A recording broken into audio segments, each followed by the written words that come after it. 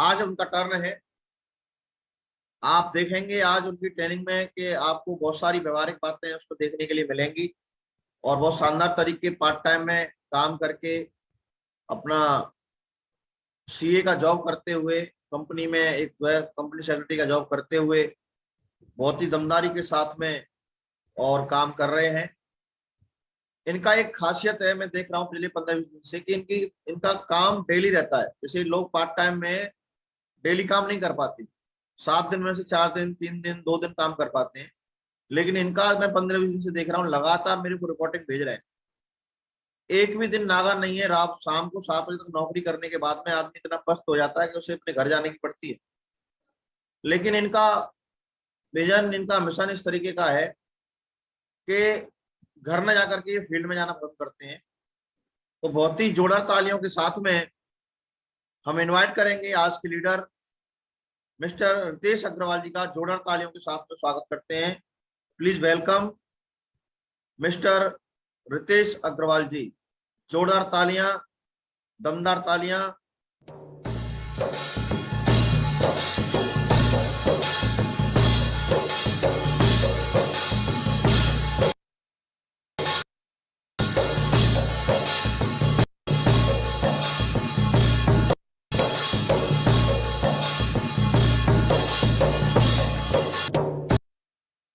बहुत बढ़िया, शानदार, ग्रेट। तो चलिए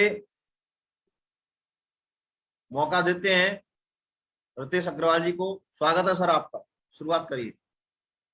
आवाज आपकी अनम्यूट है, अभी आप आवाज ओपन कर लीजिए। होस्ट हैं आप, अपने आप कर सकते हैं।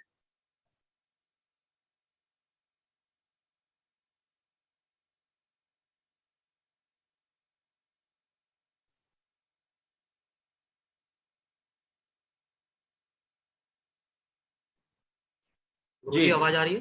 हाँ, फर्स्ट क्लास। स्लाइड शेयर करूं गुरुजी? हाँ बिल्कुल।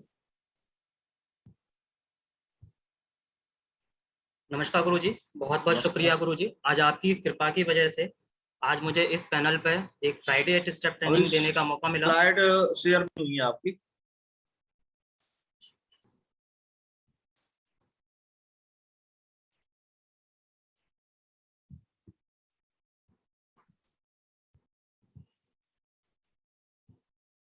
नहीं कर पा रहे तो अभी भी नहीं आ रही क्या गुरुजी? नहीं नहीं, अभी नहीं कर पा रहे आप। मैं करूं फिर क्या करूं? आप कर दीजिए गुरुजी। चलो मैं कर देता हूं।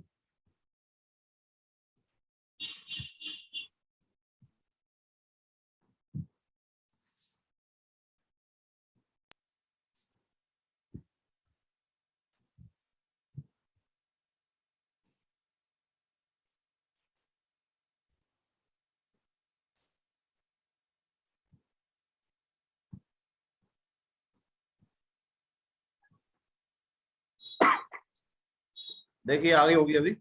हाँ गुरुजी आ रही है।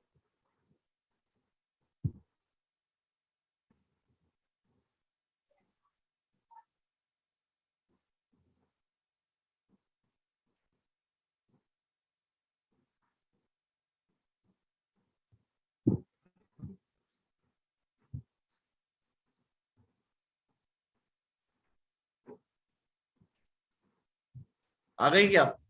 जी गुरुजी। चलिए शुरुआत करिए।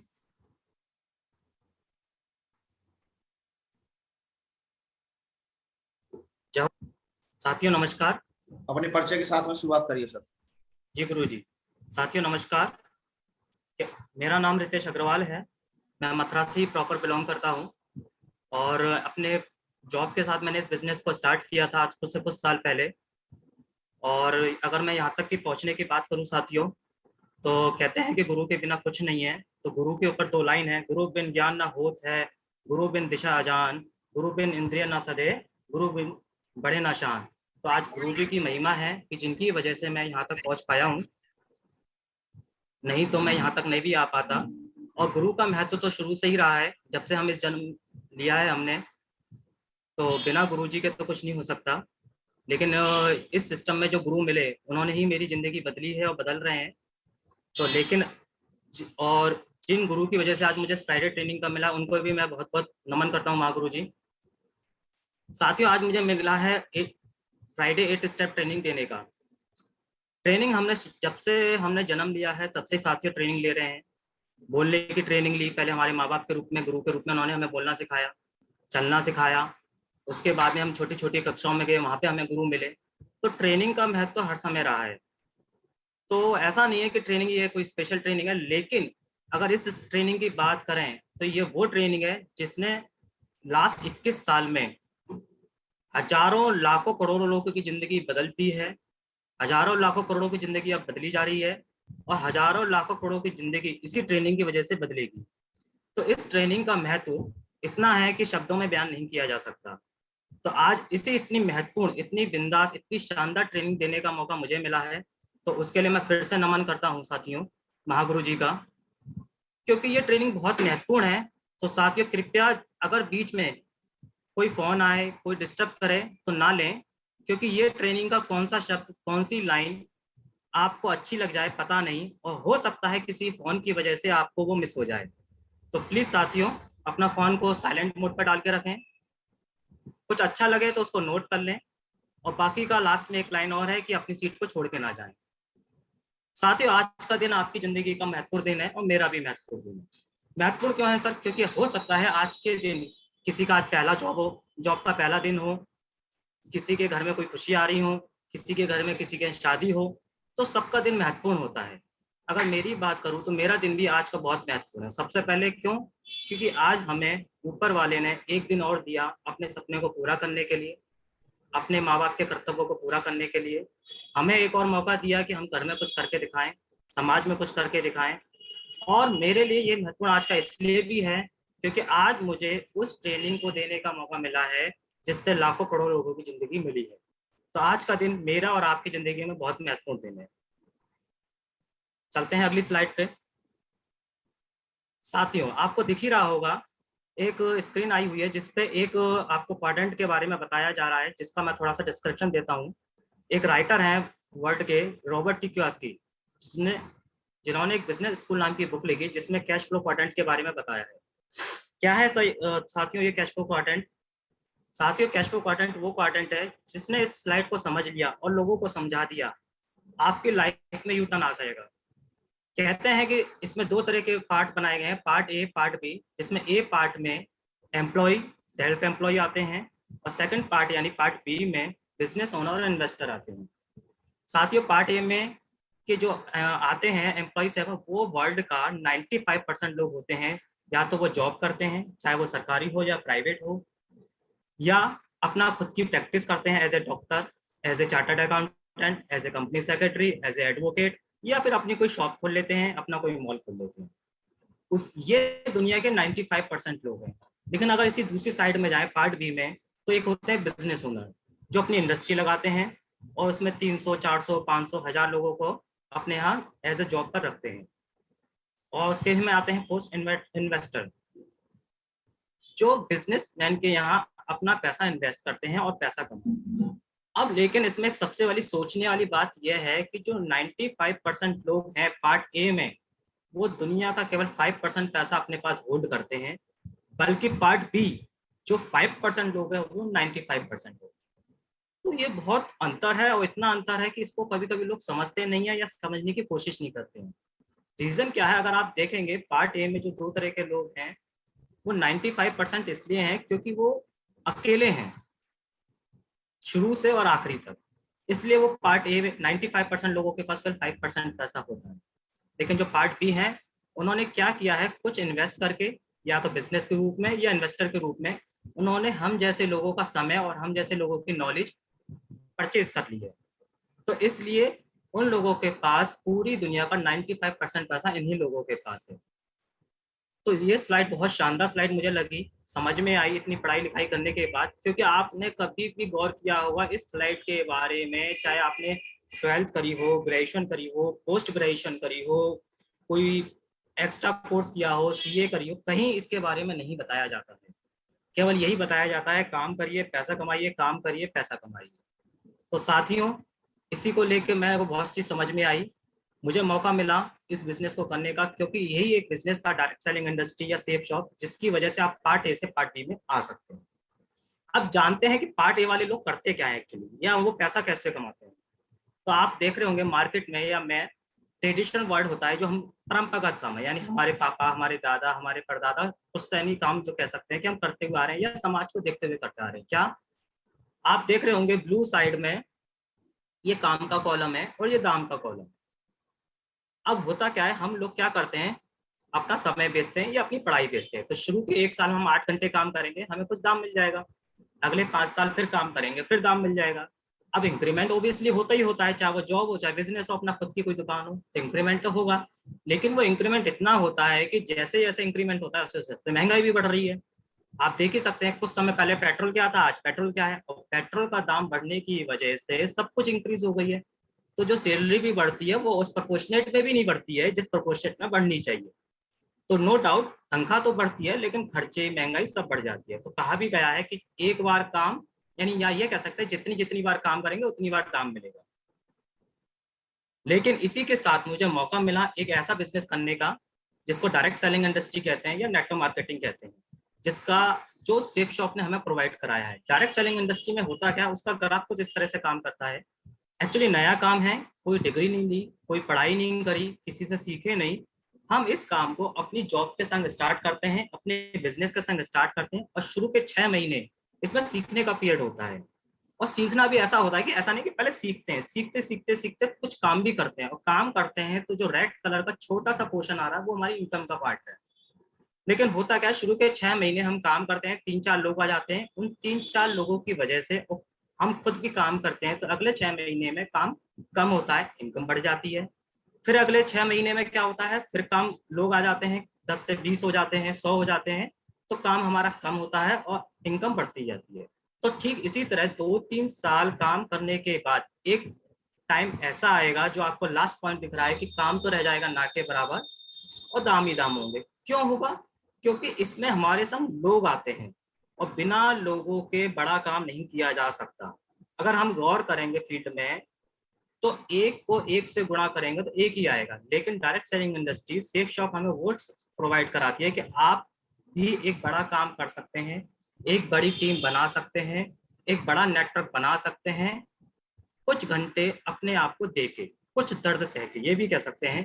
क्योंकि कहीं ना कहीं जॉब करने के बाद या अपनी दुकान चलाने के बाद रात को 8 बजे काम करने का मन नहीं करता। लेकिन बात वही होता है, नेटवर्क बनाना है तो थोड़ा सा पेन लेना पड़ेगा, और मजे मजे में काम होता है साथियों जी। क्योंकि मैं करता हूँ तो मजे में करता हूँ, क्योंकि कहीं ना कहीं हम घूमते फिरते हैं तो जानकारी दे देते हैं, जानकारी देते हैं तो अर्निंग आ जाती है। लेकिन ये जानकारी इतनी बड़ी होती है कि आने वाले 3-4 साल बाद हमारे पास एक बार काम और जिंदगी भर दाम। इसका लाइव एग्जाम्पल हम सब लोगों ने पहले ही देख चुका है। तो ये डायरेक्ट सेलिंग इंडस्ट्री हमें प्रोवाइड कराती है, तो इसलिए मैंने इस काम को स्टार्ट किया। ये स्लाइड भी मेरे लिए बहुत मायने रखी। तो देखते हैं अगली स्लाइड में। बिल्कुल साथियों, जैसे पहले लिखा है, थीर कार्डिगन रूल।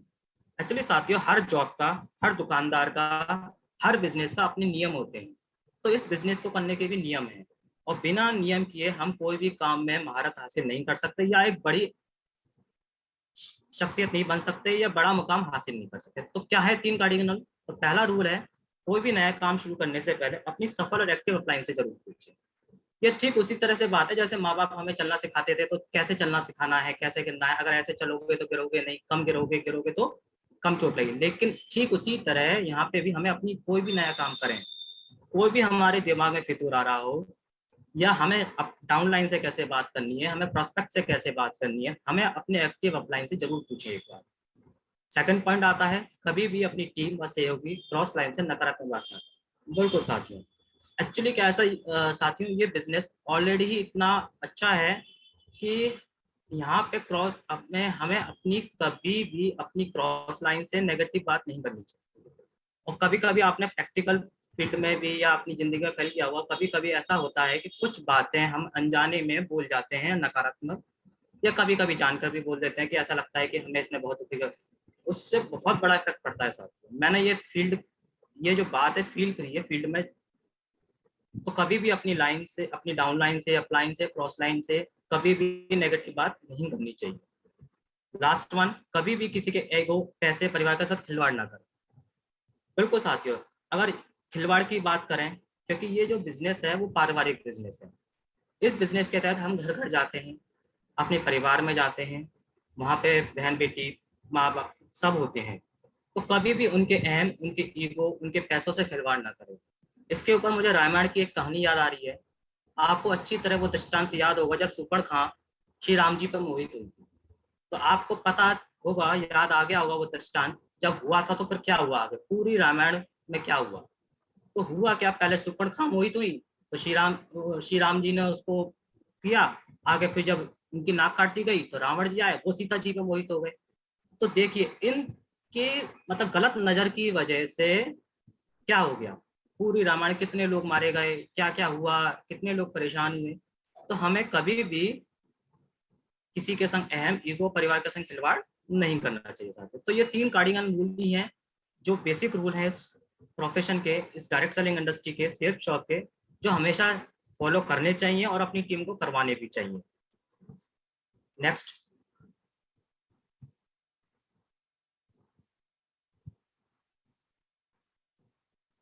चलिए साथियों, अब कहते हैं बिजनेस करना है तो कुछ ना कुछ तो करना पड़ेगा, या कह सकते हैं कुछ टोटके भी कह सकते हैं। ये 3 पावर्स हैं। यहाँ तो आपके इस बिजनेस में ये 3 पावर्स इतना काम करेंगी, इतना काम करेंगी, आपने कभी जिंदगी में, सपने में, जाने अनजाने में सोचा ही नहीं होगा। लेकिन अगर आप इन शक्तियों को अपनी प्रैक्टिकल लाइफ में कभी पीछे मुड़ के देखें तो कहीं ना कहीं आपको दिखेगा कि हाँ, ये पावर काम करती है। स्पोकन वर्ड्स, कभी कभी आपने पूछा, अरे कभी कभी जब दिल दिमाग एक जैसी बातें बोल देते हैं ना तो हो जाती है। कभी कहते हैं अरे यार तुझे ही तो याद कर रहे थे हम, अरे यार मैं तुझे ही याद कर रही थी, ये कर रहा था। तो ऐसी बहुत चीजें होती है। तो बोले हुए शब्दों में बहुत शक्ति होती है साथियों। तो हमेशा हमें अपने शब्द अच्छे बोलने चाहिए, सोच समझ के बोलने चाहिए। इसके ऊपर एक कहानी याद आ रही है जो मैंने किताब में पढ़ी थी। एक बार एक नौजवान चीता शिकार करने निकला, और निकला तो उसको रास्ते में लकड़बग्घा मिल गया। तो लकड़बग्घा बोला, और छोटू कहाँ जा रहा है चीते? तो चीता बोला, सर आज मैं पहली बार शिकार करने जा रहा हूँ। बड़ा एक्साइटेड था वो। Very good. तो वो बोला, हाँ हाँ हाँ, लकड़बग्घा हंसा, अरे यार तू तो अभी छोटा है, खेलने कूदने के दिन है, तुम्हें शिकार करने का कोई अनुभव भी नहीं है, पहले सीखो, घर में बैठो सीखो पहले, फिर शिकार करना, तुम क्या शिकार कर पाओगे? तो कुछ ऐसी बातें जो उसको डिमोटिवेट। तो हुआ क्या, लकड़बग्घे के पास उनका चीता गया तो सही, लेकिन उदार मन से गया और इधर उधर घूमता रहा। तो ओबियसली जब उदार मन से गया, उसको कोई मन ही नहीं था, तो वो भूखे पेट घर लौटना पड़ा। अगली सुबह वही चीता फिर निकला। कुछ देर जाने के बाद एक बूढ़ा बंदर उसे मिला और पूछा, बेटा कहाँ जा रहे हो? तो चीता बोला, बंदर मामा मैं शिकार करने जा रहा हूँ। बहुत अच्छे। बंदर बोला, बहुत बढ़िया, तुम्हारी ताकत और गति के कारण तुम एक बेहद कुशल शिकारी बन सकते हो। जाओ, जल्दी जाओ, बहुत अच्छी सफलता, बहुत बड़ी सफलता मिलेगी। अब चीता बहुत एक्साइटेड हो गया, बहुत खुश, मन से खुश। तो वो गया और थोड़ी देर ही बाद उसे एक छोटे हिरन का शिकार कर लिया। तो मित्रों, हमारी जिंदगी में भी शब्द बहुत मायने रखते हैं इसी तरह से। दोनों ही दिन चीता भी वही था, वही फुर्ती, वही ताकत थी, लेकिन जिस दिन उसे डिस्करेज किया गया वो असफल हो गया, और जिस दिन उसे एंकरेज किया गया वो सफल हो गया। तो ये कहानी हमें ये बताती है कि पहला, हमारा प्रयास होना चाहिए कि हम शब्दों से किसी को एंकरेज करें, डिस्करेज नहीं। हाँ, ऐसा भी नहीं है कि उसको झूठा एंकरेज करें, अगर उसकी कोई गलती है तो उसको जरूर अवगत कराएं। दूसरा, हमें हमेशा नेगेटिव लोगों से बचना चाहिए, जितना हो उनसे दूर रहना चाहिए और पॉजिटिव लोगों के संगत में रहना चाहिए। तीसरा और सबसे अहम बात, स्पोकन वर्ड्स की, हमें खुद से क्या बात करते हैं, हम सेल्फ टॉक में क्या बोलते हैं, कौन से शब्दों का प्रयोग करते हैं, इन सब का ध्यान रखें, क्योंकि ये शब्द बहुत ताकतवर होते हैं साथियों। और ये शब्द ही हमारे विचार बनते हैं, और ये विचार से हमारी जिंदगी और हकीकत बन जाते हैं। तो हमें बोले हुए शब्दों का यूज बहुत सोच समझ के करना चाहिए, क्योंकि बोले हुए शब्द तो होते हैं जो कुछ लोगों के कान में इस तरह से फूके जाते हैं कि वो आतंकवादी बन जाते हैं, और कुछ लोग ऐसे होते हैं जो बॉर्डर पर लड़ने के लिए तैयार हो जाते हैं। तो शब्दों में बहुत पावर होती है। तो ठीक उसी तरह हमें भी अपने शब्द अच्छी तरह बोलने चाहिए, पॉजिटिव बोलने चाहिए। और क्योंकि कहते भी हैं कि 24 घंटे में माँ सरस्वती कब जगह पर विराजमान हो जाए पता नहीं। तो ठीक उसी तरह इस सब स्पोकन वर्ड्स के बहुत महत्व है। सेकंड पॉइंट आता है पावर ऑफ सबमिशन, समर्पण की शक्ति। एक फेमस कहानी है हनुमान जी की और श्री राम जी की और अर्जुन जी की और श्री कृष्ण जी की, और रोज उस कहानी को हम सुनते हुए आ रहे हैं।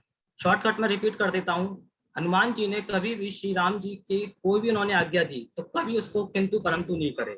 तो हम लोग देखते हैं कि आज समाज में सबसे ज्यादा मंदिर हनुमान जी के हैं, और उसी के विपरीत अर्जुन जी को जब भी कोई काम बताया गया किंतु परंतु निकाला गया, और उसमें उन्होंने, इस वजह से श्री कृष्ण जी को पूरा गीता का ज्ञान देना पड़ा। तो पावर ऑफ सबमिशन में बहुत पावर है। इसके ऊपर भी अगर आपने एक पिक्चर का ध्यान में आपको याद दिलाना होगा, मुगले आजम, आज से कितने साल पहले बनी थी। अगर मैं बात करूँ तो 8वें 9वें दशक की बात थी। आपको याद होगा नौशाद अली इस पे म्यूजिक दिया था, तो 16 साल लग गए थे इस मूवी को। तो डेडिकेशन इसको कहते हैं, समर्पण इसको कहते हैं। कहते हैं कि उस समय कोई एक बात थी, क्या उन्होंने पूछा था अपने साथी से कि यार इस समय गाने का एक सीन था जिसे तानसेन गा रहा था, वो फिल्म दर्शाया जाना था, लेकिन उस जमाने में तानसेन जैसा गायक मिलना बहुत मुश्किल था, असंभव ही था। तो उन्होंने अपने साथी से पूछा कौन है, तो उन्होंने बताया एक बड़े गुलाम अली खान साहब हैं जो गा सकते हैं, लेकिन वो पिक्चर को लेकर भी नहीं गाते। तो वो बोले मुझे लेकर चलो, और जब वो गए तो उनकी बातचीत हुई। उन्होंने पूछा कैसे आना हुआ, तो उन्होंने बता दिया आपसे गाना गवाना चाहते हैं। तो खान साहब बोले आपको पता है ना साहब, मैं मूवी के लिए गाना नहीं गाता। तो नौशाद अली उस वक्त सिगार पी रहे थे, तो कश खींचते हुए बोले साथियों गाना तो आप ही गाएंगे। एक बार समझाया नहीं माने, 2 बार समझाया नहीं माने, 3 बार समझाया नहीं माने। खान साहब बोले बड़ा बदतमीज इंसान है ये तो। उन्होंने कहा इनको समझाऊं, तो वो साथी बोलते हैं हाँ सर समझा दो अपनी भाषा में, मेरी बात तो मान नहीं रहे हैं। तो साथियों लेकिन मैं आपको एक चीज और बताना चाहूंगा, उस समय एक गाना गाने के 500 रुपये प्रति माह मिलते थे, लेकिन नौशाद अली को तो उन्हीं से गवाना। तो वो बोलेगा आओ सर बैठो कमरे में बातचीत करते हैं। तो खान साहब को मालूम था कि ये बात तो मेरी मानेगा नहीं, तो उन्होंने कहा कि मैं 50,000 रुपये लूंगा एक गाना गाने के। तो नौशाद अली ने शिकार का कश लेते हुए बोला, और अपने कुर्ते से 10,000 की गड्डी निकाली और टेबल पर डाली, और एक कश खींचा और बोला गाना तो आप ही गाएंगे। तो वो साहब बोले मान गए सर, क्योंकि उनका एक डेडिकेशन था, ये समर्पण था कि करना है तो कुछ बड़ा करना है, नहीं तो नहीं करना है। तो हमको इसी तरह से इसी चीज को, इसी डेडिकेशन, इसी सबमिशन को लेकर इस बिजनेस में काम करना होगा, तभी एक बड़ा काम हो सकता है। और कहते हैं आज भी वो पिक्चर सुपर हिट है, डुपर हिट है। क्यों? क्योंकि वहां डेडिकेशन था। सेकंड पॉइंट, थर्ड पॉइंट आता है पावर ऑफ यूनिटी। साथियों फिर वही बात, एक को एक से गुणा करोगे कुछ नहीं मिलेगा, लेकिन अगर हम एक टीम की बात करें या एक गैदरिंग की बात करें, कोई भी काम हो, एक शादी हो, बर्थडे पार्टी हो या दोस्तों की पार्टी हो, अकेले रह के कोई मजा नहीं आता, जो एक साथ कई सारे लोगों को लेके चलने में मजा आता है। क्रिकेट का मैच हो नहीं खेल सकते, फुटबॉल का मैच हो नहीं खेल सकते। तो पावर ऑफ यूनिटी बहुत काम करती है। हमें एकता की शक्ति को ध्यान में रखना होगा। हमें सेफ शॉप में, डायरेक्ट सेलिंग इंडस्ट्री में सबको साथ में लेके काम करना होगा, क्योंकि कहते हैं सबका साथ सबका विकास। तो ठीक उसी के ऊपर भी एक कहानी याद आ रही है मुझे। बहुत समय पहले कबूतर का एक झुंड खाने की तलाश में आसमान से उड़ता हुआ निकलता ही जा रहा था। हुआ क्या, कुछ देर जाने के बाद गलती से भटकता ये झुंड ऐसे प्रदेश के ऊपर से गुजरा जहां भयंकर अकाल पड़ा हुआ था। कबूतरों का सरदार चिंतित हो गया, अरे यार ये हम कहाँ आ गए गलती से। तो कबूतरों के शरीर की शक्ति समाप्त होती जा रही थी, क्योंकि उनको भूख लग रही थी, जल्दी कुछ दाना पानी मिलना जरूरी था। झुंड का युवक कबूतर सबसे नीचे उड़ रहा था, सॉरी, जो युवक था, जो उस कबूतरों के झुंड में सबसे जो युवा था, जवान था, वो नीचे उड़ रहा था। उसको कुछ दूरी पर एक भोजन नजर आया, तो उसने बाकी दल को सूचित करा, और बहुत देर उड़ने के बाद वो लोग सूखाग्रस्त क्षेत्र से बाहर निकल गए। वहां उन्होंने नीचे हरियाली नजर आने लगी, ये देखकर उन्हें लगा अब भोजन मिल जाएगा। दल का युवा कबूतर नीचे उड़ने बढ़ने लगा, तभी उसे नीचे खेत में बहुत सारा अन्न बिखरा हुआ नजर आया। उसने आवाज लगाई, आ जाओ साथियों, भोजन मिल गया, आ जाओ चाचा, बहुत सारा, एक खेत है जिसमें बहुत सारा दाना बिखरा हुआ है, हम सबका पेट भर जाएगा।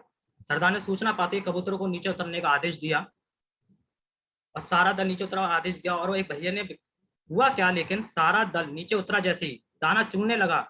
एक्चुअली वो दाना एक बहेलिये ने बिखेर रखा था ताकि वो पक्षियों का शिकार कर सके। नीचे दाना डालने के साथ ही उसने ऊपर पेड़ पर जाल डाला हुआ था। जैसे ही कबूतरों का झुंड दाना चुगने लगा, जाल उन पर आ गिरा, सारे कबूतर फंस गए। कबूतर का सरदार दुखी, माथा पीटा और बोला, यार ये तो हमें फंसाने के लिए फैलाया गया था जाल था, धूप ने मेरी अकल पर पर्दा डाल दिया। ओह अब ये कहाँ फंस गया। इतना अन्न बिखरे होने के पीछे कोई वजह तो जरूर होगी, ये मुझे सोचना चाहिए था। लेकिन बाकी कबूतर तो हिम्मत हार बैठे थे, पर सरदार गहरी सोच में डूबा था। यहाँ पे उसने अपनी एक लीडरशिप निभाई, उसने अपने मन को शांत किया, और एक उसने कहा, सुनो जाल मजबूत जरूर है, लेकिन इसमें इतनी भी शक्ति नहीं है कि हमारी सारी शक्तियों को, हम सबकी एकता की शक्ति को हरा सके। हम अपनी सारी शक्ति को जोड़ें तो मौत के मुंह से जान से बचा जा सकता है। तो बाकी साथियों ने पूछा कैसे सरदार? तो उसने कहा, युवा कबूतर फड़फड़ाया और बोला, चाचा साफ साफ बताओ आप कहना क्या चाहते हो? सरदार बोला, तुम सब चोंच से जाल को पकड़ो, फिर जब मैं फुर कहूं तो एक साथ जोर लगाकर उड़ना। सबने ऐसा ही किया। तभी जाल बिछाने वाला बहेलिया आता नजर आया। जाल में कबूतरों को फंसा देखकर वह बहुत खुश हुआ, अपने डंडे को मजबूती से पकड़ा और जाल की ओर दौड़ा। बहेलिया जाल कुछ ही दूर पर था कि कबूतरों का सरदार बोला, फुर्र। तो सारे कबूतर एक साथ जोर लगाकर उड़े और पूरा जाल हवा में ऊपर उठा और सारे कबूतर जाल को लेकर ही उड़ने लगे।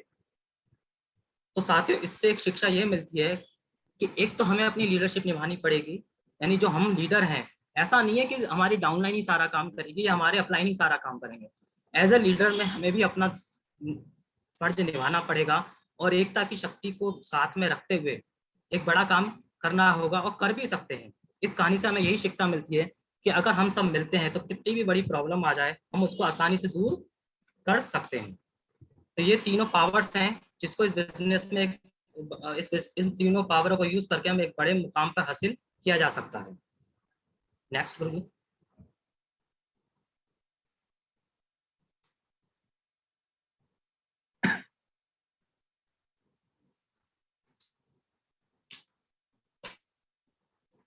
Success path.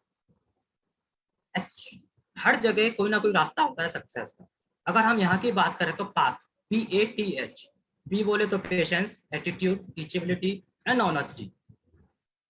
साथियों, वैसे ही और नॉर्मल बिजनेस में भी बात करें तो हर बिजनेस में, क्योंकि ये जॉब तो नहीं है, बिजनेस है, तो एक थोड़ा सा विजन हमें थोड़ा सा पेशेंस हमें ज्यादा रखना पड़ेगा। ऐसा नहीं है कि नौकरी में पेशेंस नहीं रखना पड़ता, नौकरी में 1 महीने का पेशेंस रखना पड़ता है। अगर किसी मजदूर की बात करें तो वो 1 दिन का पेशेंस रखता है, किसी ठेकेदार की बात करें तो वो 7 दिन का पेशेंस रखता है। यानी जिसका जितना बड़ा पेशेंस होता है उसकी इनकम, उसकी ग्रोथ, उसका मान सम्मान उतना ही बड़ा होता है। तो पेशेंस हमें इस बिजनेस में बहुत रखना पड़ेगा, क्योंकि एक्चुअली एक तो ये नया बिजनेस है, शुरू में अर्निंग होती नहीं है, धैर्य टूट जाता है और लोग विफल हो जाते हैं। या ये कह सकते हैं हमें 80-20 का रूल भी यहाँ पे ध्यान में रख के फॉलो करना पड़ेगा। 20% ये लोग होते हैं जो पेशेंस रखते हैं और एक लंबा काम करते हैं। अगर पेशेंस के ऊपर एक, मैं पेशेंस को समझाने के लिए कि होता क्या है पेशेंस, या किस लेवल तक हमें पेशेंस रखना होगा, या हम अपने पेशेंस को कैसे बढ़ा सकते हैं, एक कहानी के माध्यम से समझने की कोशिश करते हैं। एक अरविंद नाम का लड़का था, उसके यहाँ बिल्कुल धैर्य नहीं था। वो एक काम शुरू करता, उसे निराशा होती, उसे कुछ मिलता नहीं तो वो दूसरा काम शुरू कर देता।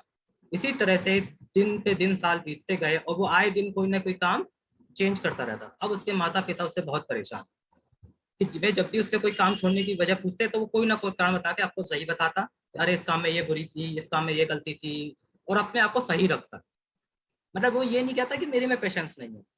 लेकिन अब क्या करें, माता पिता हैं, वो नहीं चाहते कि मेरा बेटा या मेरी बेटी ऐसा कुछ करें कि वो बार बार हताश हो। तो उन्होंने क्या किया, वो अपने बेटे को सुधारने के लिए गुरु जी के यहाँ ले गए। दूर दूर से लोग उनके प्रवचन सुनने आने लगे। एक दिन अरविंद, माता पिता भी उसके पहुंचे। उनकी समस्या सुनने के बाद उन्होंने अगले दिन सुबह अरविंद को अपने पास बुलाया। गुरुजी ने अरविंद को ना चाहते हुए भी भोर में ही गुरुजी के पास जाना पड़ा। गुरुजी बोले आ बोले आओ अरविंद चलते हैं, और धीरे धीरे चलते गए और कुछ बात करते गए।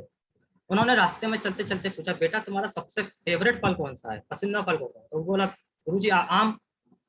चलो ठीक है, अच्छी बात है। वहां पे रखे बोरे में कुछ आम की गुठलियां निकालना और यहाँ जमीन में गाड़ देना। गुरुजी ने कहा, माना उसने। तो अरविंद को ये सब बहुत अजीब लग रहा था, लेकिन गुरुजी ने कहा था तो मानना पड़ा। उसने जल्दी से कुछ गुठलियां उठाई और फावड़े से जमीन खोद के उसमें गाड़ दी। अब गुरुजी बोले, चलो आश्रम चलते हैं। करीब आधे घंटे बाद भाई अरविंद से बोले, जरा बाहर जाकर देखना क्या उसमें आम निकल आए। उसको सोचने लगा, इतनी जल्दी आम कैसे निकल आएंगे, लेकिन गुरुजी ने कहा है। वो गया, देखा, नहीं गुरुजी अभी नहीं निकले। तो फिर थोड़ी देर बाद, आधा 1 घंटा, फिर बोले, गुरुजी जाओ अरविंद दोबारा देख के आओ। तो वो बोला, अभी कहाँ से आ जाएंगे गुरुजी, अभी कुछ देर पहले तो मैं देख के आया हूँ। ठीक है तो रुक जाओ थोड़ी देर और। कुछ देर बाद उन्होंने फिर अरविंद से कहा। अरविंद जानता था अभी भी कुछ नहीं हुआ होगा, फिर भी गुरुजी ने कहा कि बगीचे में गया, लौटकर बोला, कुछ भी नहीं हुआ गुरुजी, आप बार बार मुझे परेशान कर रहे हैं, अभी तो पौधा भी नहीं हुआ, आप नहीं जानते इतनी सी बात। अच्छा बेटा, लगता है कुछ गड़बड़ हो गई होगी, एक काम करो, उन गुठलियों को वहां से निकालो और कर दो। वो मिट्टी मुझे लगता है सही नहीं थी। अरविंद को गुस्सा आया, बहुत आया, लेकिन दांत पीस कर रह गया। कुछ देर बाद गुरुजी बोले, अरविंद बेटा जरा बाहर जाकर देखो, इस बार जरूर फल निकल गए होंगे। अरविंद इस बार भी जवाब लेकर लौटा, नहीं गुरुजी। क्या अब मैं अपने घर जा सकता हूँ? नहीं नहीं, रुको, चलो हम इन गुठलियों को बदल कर देखते हैं। फिर वही बात, उन्होंने फिर एक नई जगह लगाई, फिर वही बात। अब गुरुजी मुस्कुराए बोले, बेटा यही तो मैं तुम्हें समझाना चाहता था। तुम कोई भी काम शुरू करते हो, कुछ दिन मेहनत करते हो, फिर सोचते हो प्रॉफिट क्यों नहीं आ रहा है। हम यहाँ 4 दिन, 5 दिन, 7 दिन, 1 महीने प्लान फॉलो करते हैं और रिजल्ट आता नहीं है। हम क्या करते हैं, कंपनी बेकार है, सिस्टम बेकार है, अपलाइन बेकार है, लेकिन हम खुद के अंदर नहीं जाग रहे कि हम काम किस तरीके से कर रहे हैं या सही कर रहे हैं। तो समय तो लगेगा। एक आम का पौधा है, कोई आम पौधा नहीं है ये। और आम के पेड़ को उगने में समय तो लगता है, लेकिन जब एक बार उगता है तो बहुत बड़ा काम होता है। तो इसके बाद फिर उन्होंने वही कहा, इस बात में रिजल्ट नहीं मिला, फिर सोचते यार ये धंधा ही बेकार है। और ठीक उसी तरह हमें भी अपने अंदर पेशेंस रखना चाहिए, और एक आम का पेड़ की तरह, कि आम के पेड़ को उगने में समय लगता है, ठीक इस बिजनेस को भी उगने में, बड़ा होने में समय लगेगा। तो ये सब बातों का ध्यान में रख के हमें पेशेंस रखना होगा और इस बिजनेस को करते रहना होगा, चाहे कितने भी मुसीबत आए, कितनी भी टेंशन आए, कितने भी लोग मना करें, लेकिन हमें अपने पेशेंस को ध्यान में रखते हुए उसको धीरे धीरे धीरे धीरे लगे रहो। और अगर छोड़ दोगे तो मिलेगा क्या? कुछ भी नहीं। लगे रहेंगे तो कुछ ना कुछ तो आएगा। अर्निंग नहीं होगी तो मान सम्मान आएगा, मान सम्मान नहीं आएगा तो कुछ सीखने को मिलेगा, मिलेगा जरूर। तो हमें हमेशा अपना पेशेंस अच्छा रखना चाहिए और बड़ा रखना चाहिए। सेकंड पॉइंट, एटीट्यूड, नजरिया। दो तरह के नजरिया, पॉजिटिव और नेगेटिव। जैसे मैंने पहले भी बताया था एक कहानी के माध्यम से, हमें अपना नजरिया हमेशा पॉजिटिव रखना चाहिए, अच्छा बोलना चाहिए, अच्छा सोचना चाहिए, चाहे वो हमारे बारे में हो चाहे सामने वाले के बारे में। क्योंकि वही नजरिए वाली कहानी, किसी को आधा गिलास भरा हुआ दिखता है और आधा गिलास खाली दिखता है, ये हमारे नजरिए का फर्क है। हनुमान जी के ऊपर भी एक कहानी फेमस है, जब श्री राम, माता सीता ने उनसे कहा था कि मेरे लिए सफेद फूल लेके आओ, लेकिन वो जिस बगीचे में जाते थे उनको लाल फूल दिखाई देते थे। क्यों? क्योंकि उन किसी कारणवश वो गुस्से में थे, और गुस्से की वजह से उनकी आंखें बहुत लाल थी। तो उन्हें जो चीज दिखाई दे रही थी वो लाल दिख रही थी। क्यों? क्योंकि आंखें लाल थी। तो ठीक इसी तरह कभी कभी हमारी गलत फहमी की वजह से या गलत विचार होने की वजह से हमें सामने वाला गलत दिखाई देता है या सही नहीं दिखाई देता है। तो हमें अपना नजरिया सही रखना चाहिए, और कोई बात है तो उसको अपनी अपलाइन के पास जाके, अपने गुरु जी लोगों के पास जाके उसको समझना चाहिए कि गुरु जी ऐसा क्यों हो रहा है मेरे साथ। अगर नजरिए की बात करें तो इसके ऊपर भी एक बहुत अच्छी स्टोरी है। एक बार दो भाई थे, रोहित और मोहित, जो 9वीं और 10वीं कक्षा में पढ़ते थे। उसी समय उनका एक दोस्त था, अमित नाम का, जो बहुत अमीर परिवार से था। एक दिन अमित अपने भाई के द्वारा दी हुई घड़ी पहनकर आया, जो महंगी थी, वो बहुत शानदार घड़ी थी। हर कोई उस घड़ी के बारे में बात कर रहा था। यार तेरी घड़ी तो बहुत अच्छी है, किसने दी? उसने कहा मेरे बड़े भाई ने दी है मुझे गिफ्ट के रूप में। तो अमित बोला, वेरी गुड। यह सुनकर सभी उसके भैया की तारीफ करने लगे। हर कोई यही सोच रहा था, काश उनका भी कोई ऐसा भाई होता जो एक अच्छी घड़ी या ऐसा उनको गिफ्ट देता, और मजा आता, अच्छा लगता। तो मोहित भी है ना, जो उनके दो दोस्त थे, वो तो मोहित भी ऐसे ही सोच रहा था, काश उसका कोई बड़ा भाई होता। पर जो दूसरा दोस्त था रोहित, उसकी सोच अलग थी। उसकी सोच क्या थी? काश मैं एक बड़ा भाई खुद होता। उसकी सोच ये नहीं थी कि मेरा बड़ा भाई होता, काश मेरा एक बड़ा भाई होता। वर्ष गुजरने लगे। धीरे धीरे मोहित अपनी जरूरतों के लिए दूसरों पर निर्भर होने लगा, क्योंकि उसने खुद को इस प्रकार विकसित किया था, काश कोई बड़ा भाई होता, काश मेरे लिए कोई कर गया होता। लेकिन उसी के विपरीत रोहित ने मेहनत करी, अथाह मेहनत करी, और एक सफल आदमी बन गया, क्योंकि वह दूसरों से कोई भी उम्मीद नहीं रखता था, बल्कि औरों की मदद करने के लिए हमेशा तैयार रहता था। तो दोस्तों, अंतर कहाँ था? एक ही परिवार से थे, एक ही वातावरण में पले बड़े, एक ही प्रकार की शिक्षा प्राप्त की। अंतर उनके दृष्टिकोण में था, अंतर उनके नजरिए में था। हमारी सफलता और विफलता हमारे दृष्टिकोण पर ही काफी हद तक निर्भर करती है। तो ठीक इसी तरह से हमें अपना नजरिया हमेशा अच्छा रखना चाहिए, पॉजिटिव रखना चाहिए, बड़ा रखना चाहिए।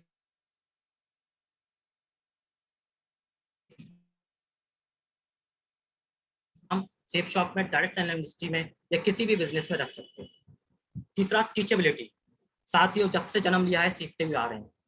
आज हम सीख रहे हैं, फिर हम आगे सिखाते हैं। चाहे वो चलना हो, पहले हमने चलना सीखा, फिर हम अपने बच्चों को, हमने पढ़ना सीखा, फिर हम अपने बच्चों को या किसी के परिवार के बच्चों को पढ़ना सिखाते हैं, हर चीज सीखते हैं और फिर सिखाते हैं।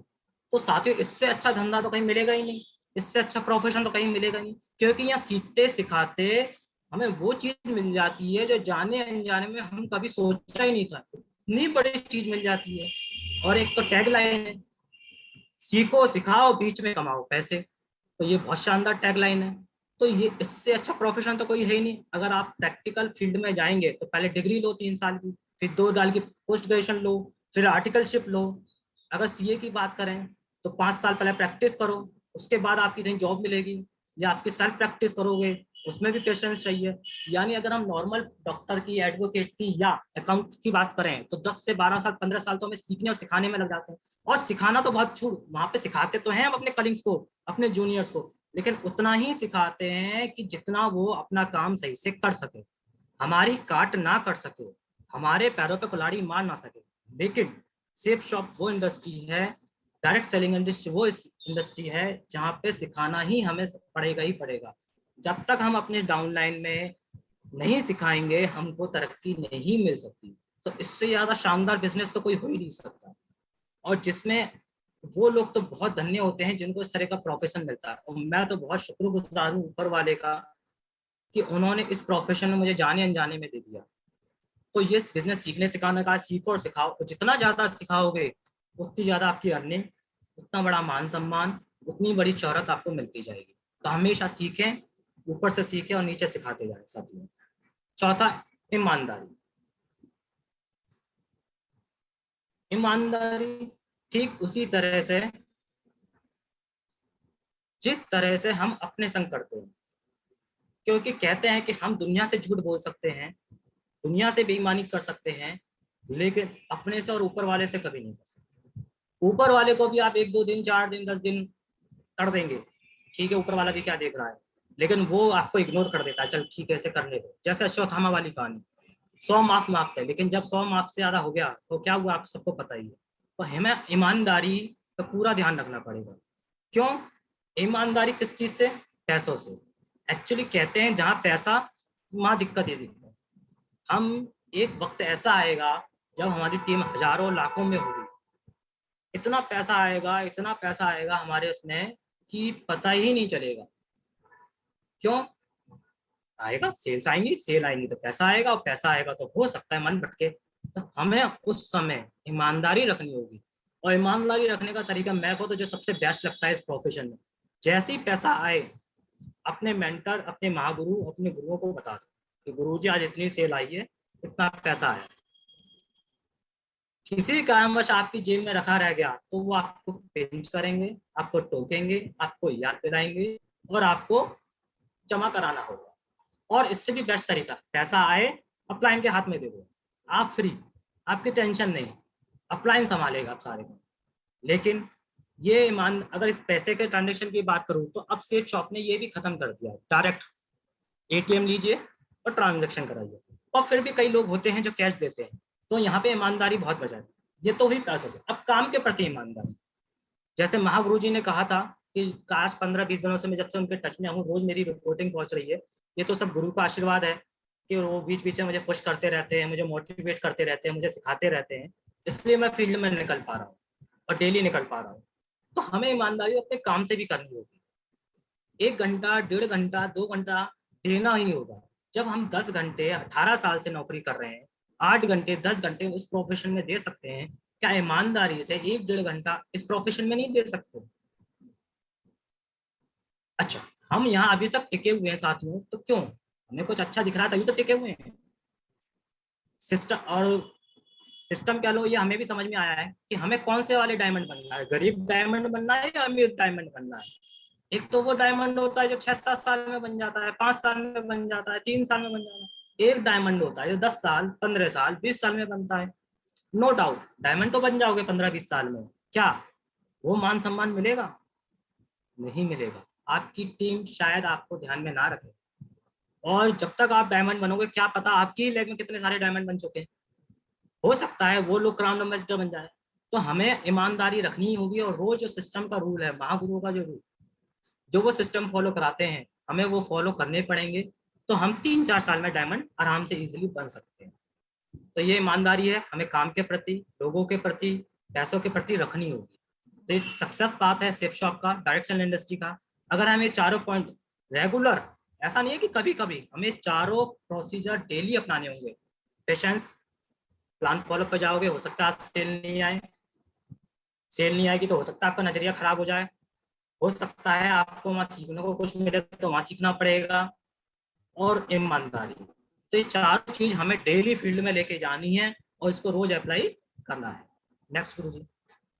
अब करना तो है काम, लेकिन ये सक्सेस मिलेगी कैसे, ये रास्ता होगा कैसे अचीव, इसके लिए भी 3 पॉइंट है। सबसे पहले एक्साइटमेंट, 90% एक्साइटमेंट, 90% जोश बहुत होना जरूरी है।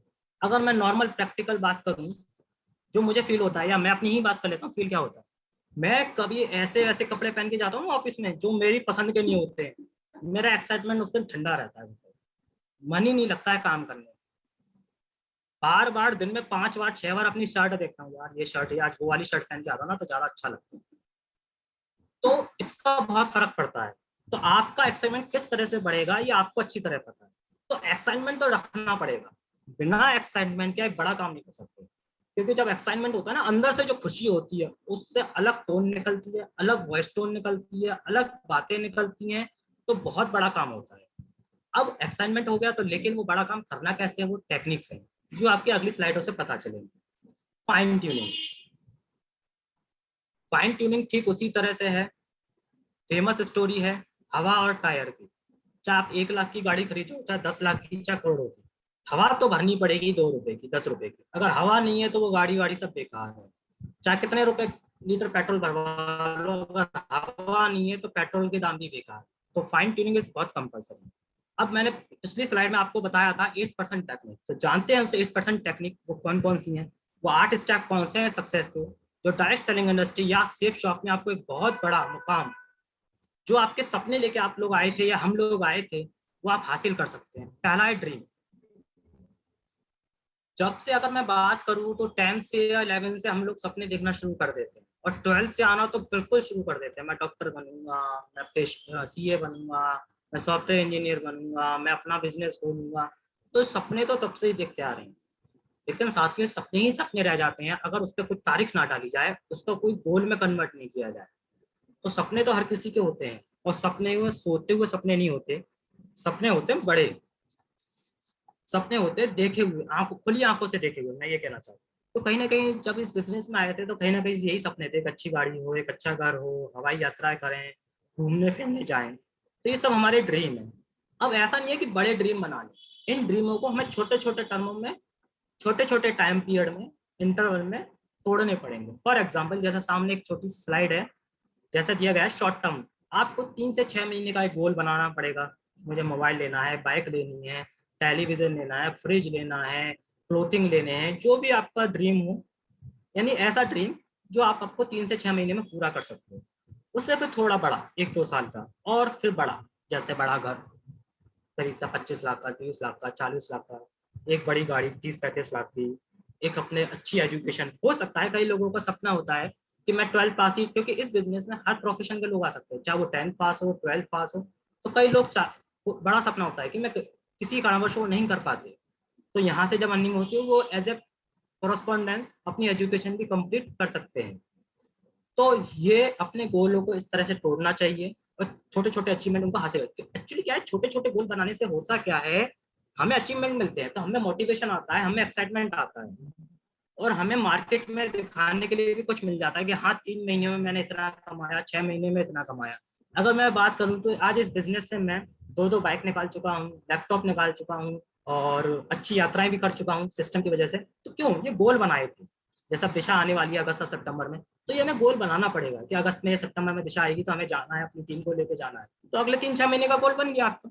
अभी 29 तारीख का डायमंडशिप का फंक्शन आ रहा है, तो ये गोल है हमारा, इसको भी लेके आप गोल बना सकते हैं, तो बनाना चाहिए। सेकंड, गोल तो बन गए, अब इसके लिए होंगे कैसे पूरे, वो है list. Let's invite someone today. List वो रॉ मटेरियल है जिसके बिना आप कितने भी बड़े सपने हो पूरा नहीं कर सकते। लिस्ट बोले तो वो 10th 12th की पढ़ाई है जिसके बिना आप ग्रेजुएशन नहीं कर सकते, जिसके बिना आप कोई पोस्ट ग्रेजुएट, जब तक आप 10th 12th नहीं करेंगे आप सीए नहीं बन सकते, आप डॉक्टर। तो ठीक, ड्रीम आपके पूरे नहीं हो सकते जब तक आपकी लिस्ट नहीं होगी। लिस्ट में कुछ पार्ट दिए गए हैं। पहला पार्ट है प्राइमरी लिस्ट यानी हॉट लिस्ट।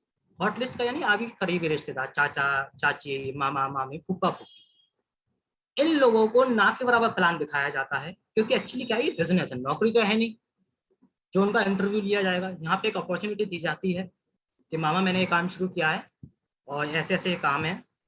अब कहीं ना कहीं मैं चाहता हूँ कि मेरे अपने तो सबसे पहले आए, क्योंकि अपने पहले आते हैं तो कहीं ना कहीं मैं काम करूँगा तो आपका भी फायदा होगा। और सबसे पहले आप अपने हो तो इसलिए आपको पहले आना चाहिए। तो हमें सबसे पहले हॉट लिस्ट पे काम करना चाहिए।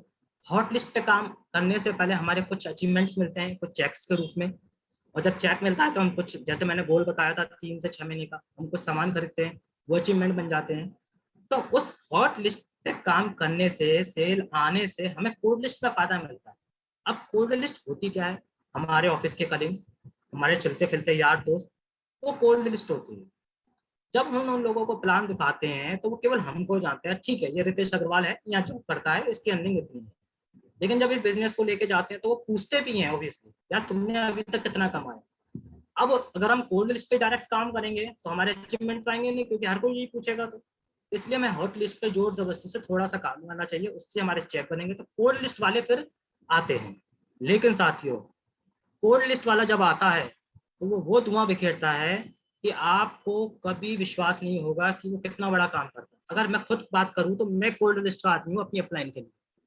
ना वो मेरे दोस्त हैं, ना मैं उनका यार हूँ, ना मैं उनका भाई हूँ, ना उनका बहन हूँ। मैं अपनी फैक्ट्री जाता था, रास्ते में मेरी अपलाइन की वर्कशॉप पड़ती थी, उन्होंने प्लान दिखाया और मुझे ज्वाइन करा दिया। अगर मैं कहूँ तो आज कोल्ड लिस्ट में मैं उनके संग जुड़ा हुआ हूँ और शानदार काम कर रहा हूँ सिस्टम की वजह से और गरीब लोगों की वजह से। तो हमेशा कोल्ड लिस्ट पे भी हमें काम करना चाहिए और उसको छांटना चाहिए। कोल्ड लिस्ट में भी ये नहीं हर किसी को प्लान दिखा दें स्टार्टिंग में, उनमें भी कैटेगरी करना चाहिए। चाहे उसके फाइनेंस को लेके कैटेगरी है, चाहे उसके एटीट्यूड को लेके कैटेगरी करें, तो करनी चाहिए और प्लान दिखाना चाहिए। लास्ट में मेमोरी जो ये वो लोग होते हैं जो भूले बिट के मिलते हैं हमें कभी, इन लोगों का नाम भी हमें अपनी लिस्ट में जोड़ लेना चाहिए। क्योंकि जितना ज्यादा रॉ मटेरियल होगा उतना अच्छा बिजनेस होगा। और कहा भी गया है, सिस्टम का एक रूल है, 100 लोगों पे जाओगे 10 से 15 लोग आपके पास 101% ज्वाइन कर लेंगे। तो इसलिए हमें अपनी लिस्ट को डेली बाई डेली इंक्रीज करते रहना चाहिए। अब स्केल होता है एक छोटा, उसका 3 फीट रूल हमें यूज करना चाहिए। जैसे पहला दिया गया है 1 पॉइंट से 2 पॉइंट तक हमें सोशल, 3 से 5 एजुकेशन और 6 से लेके ऊपर जितना भी है फाइनेंशियल, हमें इस 3 फीट रूल का यूज करना चाहिए। एक्चुअली ये रूल कहता क्या है, जब हम किसी को प्लान दिखाएं तो उनको इस कैटेगरी में तोड़ दें कि सोशल नेटवर्क के कितने लोग हैं, एजुकेशन कितने हो, फाइनेंशियल कितने हैं। एक्चुअली जिसका हमें सबसे ज्यादा काम जो करना चाहिए वो 6 से लेकर 10 जो मार्क आता है उन लोगों पे करना चाहिए। एक्चुअली वो फाइनेंशियल अच्छे होंगे, फाइनेंशियल अच्छे होंगे तो उनकी सोच अच्छी होगी और कुछ अच्छा करना चाहते होंगे। तो इसलिए सबसे ज्यादा प्लान फॉलोअप हमें जो फाइनेंशियल जो हमारी लिस्ट होती है उस पर करना चाहिए। तो ये लिस्ट है जिसकी वजह से एक बड़ा काम कर सकते हैं। लिस्ट बढ़ाने का एक सबसे शानदार तरीका, सबसे शानदार और सबसे आसान फॉर्मूला है क्रैप। सी बोले तो कपल, आर बोले तो रेस्पेक्टेबल, एम बोले तो एम्बिशियस और पी बोले तो प्रोफेशनल। अब देखिए सर, इसमें भी है ना स्टार दे दिए गए, 1 स्टार, 2 स्टार, 3 स्टार, 4 स्टार साथ में। तो आपको जैसा ही दिख रहा होगा स्टार से पता चल रहा है कि सबसे पहले हमें कहाँ पर प्लान फॉलो करनी चाहिए, उल्टे से यानी प्रोफेशनल से। और जब लिस्ट बनाए तो उनकी लिस्ट कुछ इस कैटेगरी में बनाए, सीरियल नंबर, नाम, address, phone number, occupation, status और आपका रिलेशन क्या है। इससे होता क्या है, अपलाइन को जब लिस्ट बना के देते हैं तो हमको अपलाइन को ये सहूलियत मिल जाती है कि हम अपनी डाउनलाइन से जो हमारा फ्रेशर है उसको प्लान फॉलोअप कराने कहाँ ले जाए। होता क्या है, जब लिस्ट नहीं होती है अपलाइन के पास तो वो जो कहता है उसके पास लेके जाना पड़ता है, क्योंकि प्लान फॉलोअप नहीं कराएंगे तो दिक्कत होगी, तो वो नेगेटिव हो जाएगा। अब उसने लिस्ट तो बनाई नहीं, डाउनलाइन ने, फ्रेशर ने जो नीचे ज्वाइन हुआ है, तो लिस्ट नहीं बनाते हैं तो वो इधर उधर ले जाता है। पता चला उसकी तनख्वाही 10,000 है, उसकी तनख्वाही 8,000 है, अब उससे हम बात कर रहे हैं 15,000 12,000 की, तो ऑब्वियसली वो 101% ना बोलेगा एक बार को। वो बात अलग है कि हम प्लान फॉलोअप करके उसमें से कुछ सेल निकाल लाते हैं। लेकिन अगर आप लिस्ट बना दे देंगे तो काम इजिली हो जाता है। लिस्ट बनाने से हमें ये पता चल जाता है कि सामने वाले से क्या बातें करनी है, किस तरह से बातें करनी है। तो लिस्ट बनाने का एक शानदार तरीका और ये फायदे होते हैं। नेक्स्ट, चलिए, अब लिस्ट बन गई। अब लिस्ट बन गई तो ऐसा तो है नहीं कि लिस्ट बन के चल दिए घर में। हो सकता है वो सो रहा हो सकता है वो कहीं घूमने गया हो सकता है वो ऑफिस निकल गया हो सकता है कहीं अनदर जगह बिजी हो। तो किसी को प्लान दिखाने से पहले इनविटेशन लिया जाता है, उससे पूछा जाता है, और ये केवल एक ही बार पूछा जाता है जब फर्स्ट टाइम उसको प्लान दिखाया जाता है, हर बार नहीं। कैसे, वो आपको आने वाली स्लाइड से पता चलेगा। इनविटेशन को देने का सबसे तरीका है शॉर्ट, यानी एक फॉर्मूला है किस, उसको यूज करना चाहिए। किस का मतलब keep it short and simple, ज्यादा समय नहीं लेना चाहिए, केवल शॉर्टकट में देना चाहिए। ठीक उसी तरह से जब हम अपने शादी के कार्ड किसी के बांटने जाते हैं, और ठीक है सर एक समय चाहिए मुझे, मैंने एक काम स्टार्ट किया है, या मुझे एक चाय पीनी है और मुझे आज से 20-25 मिनट का समय चाहिए, कुछ बातें करनी है, कुछ राय लेनी है, कुछ सजेशन लेने हैं, या आपको एक अपॉर्चुनिटी दिखानी है, जैसा सामने वाला इंसान हो उस तरह से, और 2-3 मिनट में बात अपनी खत्म कर देनी चाहिए इन्विटेशन के दौरान। क्योंकि जितना ज्यादा लंबा खींचोगे उसके क्वेश्चन सामने वाले के उतने ही ज्यादा आएंगे, और इनविटेशन के टाइम पर ये उसका ज्यादा समय ले लोगे, आधा घंटा ले लोगे, 100% प्लान के समय वो आपको 1 मिनट देगा फिर। और ये मैं प्रैक्टिकल करके देख चुका हूँ। तो इनविटेशन करते समय बिल्कुल एक हमें किस फॉर्मूले का यूज करना चाहिए। तीसरा स्टेप आता है आपका शो द प्लान। अब बारी आती है मेन काम। सब कुछ हो गया, ड्रीम बन गए, लिस्ट बन गई, समय ले लिया, अब उसको बिजनेस अपॉर्चुनिटी दिखाने का, प्लान दिखाने का। तो पहला ऑप्शन ड्रेस कोड। हम किसी के यहाँ भी प्लान दिखाने जाएं या कोई हमारे यहाँ प्लान दिखने आए, हमें अपना ड्रेस कोड हमेशा अच्छा रखना चाहिए। रीजन इज दैट हम उससे लाखों करोड़ों की बात करने वाले हैं, हम उसके सपनों की बात करने वाले हैं, तो हमारा ड्रेस कोड भी उसी के अकॉर्डिंग होना चाहिए। ऐसा भी नहीं है कि बहुत हाई फाई होना चाहिए, लेकिन एक फॉर्मल ड्रेस कोड तो होना ही चाहिए। एक normal white shirt, plain shirt और एक पैंट। Second, time. टाइम का बहुत ध्यान रखना चाहिए, क्योंकि कहते ही है समय is money, time is money.